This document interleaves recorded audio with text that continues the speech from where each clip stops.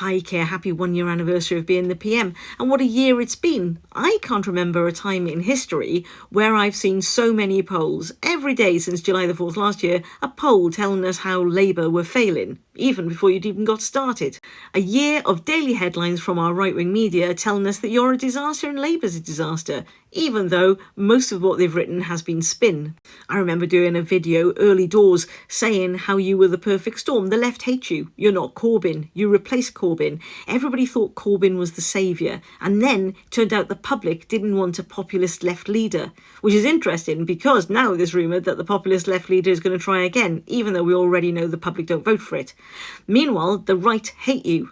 Now, of course the right hate you because you're a Labour person. However, the right have now also got somebody cheerleading the populist right.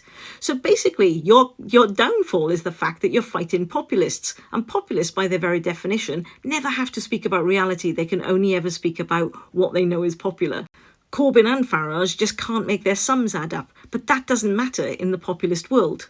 Populist leaders thrive off the cult of celebrity. And quite frankly, Keir, you're far too dull to even dent their image.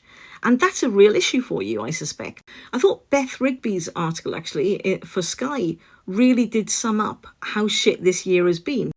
Not because of what you've done, but because of everything else that's been going on in the world. And she does seem to be a journalist that has grasped the enormity of how bad things are in the global society.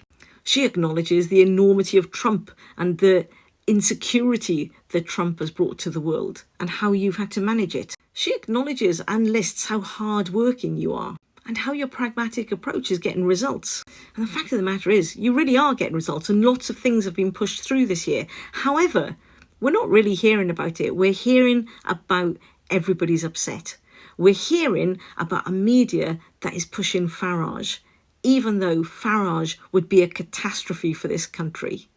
We're hearing about how you are just rubbish. And because even within your own party, there's a problem. The left wing of the party, who still want Corbyn, are not happy with your pragmatic approach. Personally, I quite like somebody who stands up and gives an interview and says, no, I got that wrong and I should have done it better. I'm all for that. I think addressing your own fallibility is a really big strength. But I would say, unless you actually sort out your comms, when reading about you in that interview the other day in the Times, what we read was somebody with great humanity, but we don't see that on an interview.